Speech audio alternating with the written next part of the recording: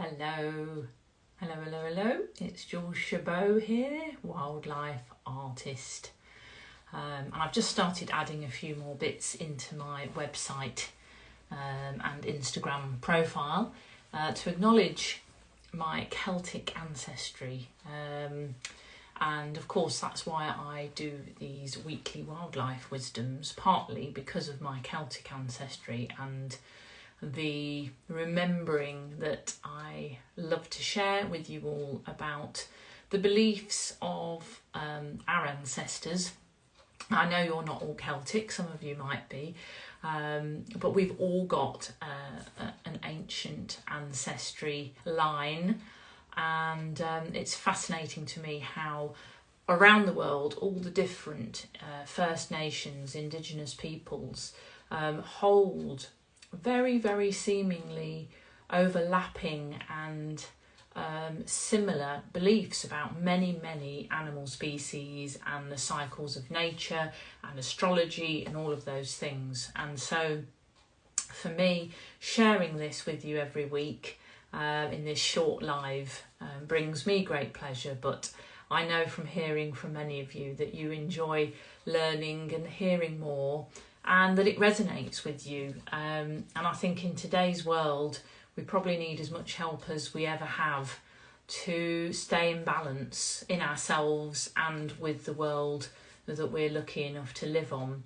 So the Celtic side of things is really important to me. But when I share it, I'm not trying to convert you into Celtic beliefs. I'm just literally sharing what I know and hold dear in my heart, and the hope that it makes you more curious about your own life and your connection to nature and what that means to you and the various different animals. And I have to say, morning Helen, lovely to have you here while a few others are coming on. I got set up this morning and she's still there, but she's hiding a little bit now. I've got a teeny little spider sitting at the base of my phone stand. And she's absolutely beautiful, and I got the sense that she wanted to be part of the energy of today's weekly wildlife wisdom, which is amazing, isn't it? She's so gorgeous. Yeah, she's just hiding in the little back part of the stand now, but that's okay. She's just crept down a little bit more now. Sorry, sweetheart. She's coming out again now. Oh, that's nice. She's coming right back out again now. How wonderful. We're very honoured. So thank you, beautiful spider. And maybe next week will be spider wisdom. But this week it is owl wisdom. And I was very called to offer this today for a number of reasons. First of all, going back to Celtic tradition, on the 1st of November, which is the nearest to this Friday for Weekly Wildlife Wisdom, it is Samhain, which is spelt like it would be pronounced Samhain, Samhain, but it's pronounced Samhain, which is the Celtic original celebration of the first day of winter. Nothing sinister, nothing about ghouls and frightening monsters coming to get us. None of that at all. It's all about the sacred time of darkness, the feminine energy, and in celebrating the thinning of the veils between this physical world, us in our physical bodies experiencing physicality, and those that have passed out of their physical bodies and are in what the Celts would call the other world. Which is where they don't have a physical presence, but their energy is still very much present. And it's a celebration of the thinning of the veils as the darkness comes of winter, and of allowing us to more easily connect with our ancestors. And we've all, as I said earlier, we've all got them. Some of our ancestry we might not like. We may have read up about it, learned about it and thought, oh, I don't like the sound of that, or the sound of what they used to get up to. But in ancestry, for me anyway, it's about connecting with those who are well, your well ancestors through generations. You don't even need to know who they are, when they were around, what even physical form they took. It's simply about connecting to that wisdom and that knowing and asking for assistance and guidance to help you to notice the signs and the symbols that appear around you. So for example, this beautiful spider, she's come out now, and the messages that she's bringing. And for me, it's all about vibration and connecting with others, which is exactly what we're doing, isn't it? So I love that. Also, I've got a pheasant in the field that's just appeared, a beautiful male red pheasant, ringed pheasant, and they're very much about releasing judgments and being open to new ideas. So there's always signs around us. So Samhain is a particular time of year that has been, as with most of the sacred ancient traditions, been reconfigured into something else. Now, Christianity in various forms around the world have relabelled, obviously a long time ago, they've relabelled old traditions from, say, for example, the Celts, into their own traditions, normally around about the same timings. So they changed the 1st of November to be All Saints' Day, and I haven't got a problem with that, but I honour what came before that and what that was actually about, for me. So we have All Saints' Day on November the 1st, and I think that's where Halloween came from. And as with most Celtic traditions, and I think a lot of global traditions, it starts in the evening. So the 31st of October is the opening into the 1st of November.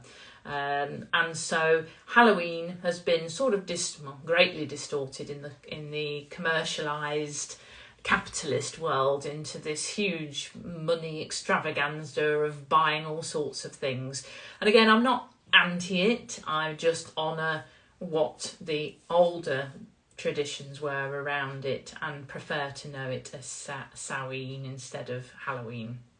So why owls then? Well, over the last couple of weeks, I think I've probably mentioned, I have been fortunate enough here to hear the return of the little owls. When we first moved here about 12 years ago, we heard them, and then we haven't heard them since. And this summer, autumn really, we've just started to hear them calling. And so that was one sign that was lovely and exciting. We also are lucky enough to have tawny owls that are here regularly, and we hear them at night. We very, very rarely see them. But we hear them at night, and they're very present at the moment. And in the summer this year, spring and summer, I'm sure you may remember, I shared the story that we've had a nesting family of barn owls. Again, the first time we've known about it since we've been here. And some of the farmers have said it's a very lovely that they've come and nested, and we think successfully fledged 3 owls, which is amazing. So hopefully they'll come back next year. So there's been a lot of owl energy. I also was blessed enough a few weeks ago to be gifted this in the garden. It's a beautiful tawny owl feather that I absolutely adore, and I have on my little healing altar here in my studio. Very, very sacred. So let's talk about owls, and then I've got a message from the owls from my book as well that I want to share with you. So owls are very much connected with the other world. So they are brilliant at being able to help us to remember how to intuitively connect in a loving and respectful way with our ancestors and to ask them. And again, my belief about this is that all of life is our ancestors, the trees, the elements, the plants, the animals, all creatures, all beings are our ancestors. Life, death, life continues. And in this sense, when beings are in their non-physical form, in the other world, as the Celts would call it, they are all interconnected in a energetic soup, if you like. So calling out and asking for help from our well ancestors is something that the owls can help us to do.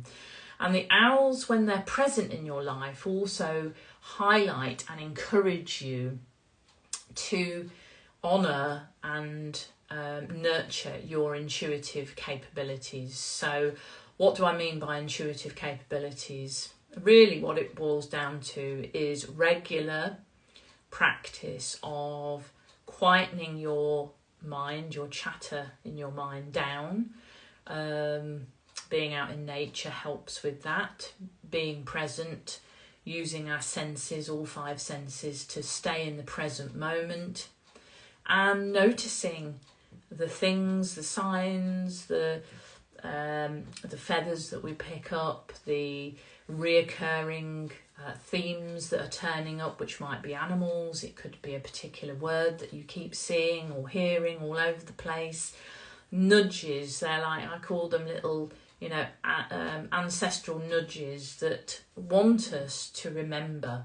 And so, for example, this beautiful brave spider who's sitting there now, listening and being part of this, has come to bring me a remembrance of the vibration of the web. So the whole web, which is believed in, again, many indigenous cultures to be the web of life. And of course our spiders, most of them create webs, not all of them, but a lot of them create webs.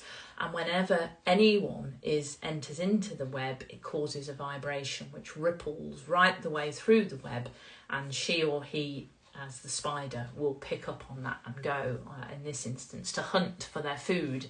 But in our sense of the web of life, it's about the remembrance that none of us are separate. We're all interconnected and we're all part of the same thing. So owls are helping us to remember that. Spiders help us to remember that. And they want us to be able to step forward in our life through the change, through the transitions that are constantly coming. We're all moving along this life conveyor belt, and it's only when we resist and get rigid and get fearful and try and stop this movement that we get trouble. We can get trouble with our health, we can get trouble with mental health, we can get trouble with blocking opportunities, not allowing ourselves to receive the new changes that are coming in. And it's sort of a stagnation. And if you think about water stagnating, it's never a good thing. It tends to get smelly and not very clean, and nothing really flourishes. Whereas in ourselves, if we see ourselves as a flowing body of water, the same will happen if we try and stop that flow and we try and resist our aging, we try and resist our next stage, our transition in life. It generally causes a lot of trouble and difficulty. And it's not that we do it on purpose, a lot of it's unconscious, but the owls are trying to get us to embrace the change. And we're well into autumn now, coming into winter soon. This is all about the time of going into the stillness, the darkness. And of course, a lot of owls are nocturnal. So this is also about being able to use all of our senses when it's dark and not be afraid, and to trust that we can intuit the information that we need. Darkness is associated with the feminine energy. And again, in a lot of more modern culture, darkness has been conditioned into us to be something to be fearful of, or that it's bad or evil. And that is not true in the ancient beliefs. Sacred feminine is the darkness where all life springs forth. So if we're looking to change and shift, which we all are, regardless of whether or not we want to, just depends how much we resist, then we really need to embrace the dark feminine energy, which is deeply connected to our heart, to our gut knowing, our intuition, and feel our way forward, what the next step is, where we feel called to go that maybe doesn't make sense, following the breadcrumbs of whatever signs and symbols turn up, even when we don't understand them, sometimes especially when we don't understand them. So that's the core essence of the owl message, I think. And I want to encourage each of you to embrace that, if you will, if you wish to and you feel drawn to, and to allow yourself space. It doesn't have to be a great deal of time, just maybe 10 minutes in the morning when it's still dark before you get up, just to tune in, connect respectfully with your ancestors, thank them for being there to guide and protect you. Ask the owls, doesn't matter whether you have any physically nearby or not, just ask them to come in and help you to connect. And just practice in that 10 minutes, really being present, using your breathing, listening with all of your senses. So you can have your eyes closed, but you're listening with your ears, you're listening with your heart, what emotions are coming up, what thoughts are bubbling up, as long as they're not busy chatter. So there's a difference between the two. So that's my encouragement to you. And that is, I feel, why the owls were coming forward, because I actually did a live about this at the end of June, which I noticed, which is not that long ago, but they definitely wanted to be heard today. So I'm going to read their message from my book, The Purpose of Species, which is 10 years old, just coming up to 10 years old. In fact, no, just coming up to 11 years old on the 21st of December, in fact. But still out there, you can find it on Amazon. It's my pre-married name, Julie Lyons, was my author name back in 2012 for The Purpose of Species. But we're on page 27, and I'm going to read you the message from the owls. Wisdom is light if you let it into your being. All around you are the signs and clues of all you ever need to be aware of. Do you listen? Do you see? Can you see in the dark? Can you see through the veil of illusion? Spider's coming closer. Hello, sweetheart. Coming right over now. Watch out. Pay attention for the clues of the moment. The instants of insight that can turn any situation around into magical manifestations. Busy, busy, busy, noisy madness. Fools are those who let noise block out any chance of understanding and knowing the truth. Your brain is of use, yes, but only to a degree. Out of balance, you miss so much. Trust your heart and soul.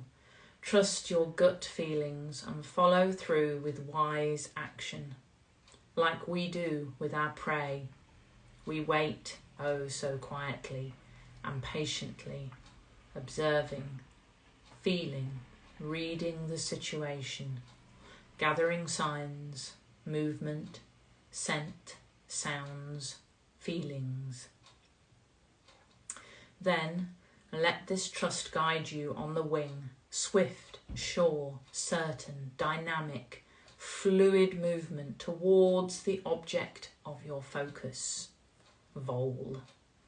Swoop, grab, take, and know it was perfectly balanced. Look out into the darkness to know it is only the illusion.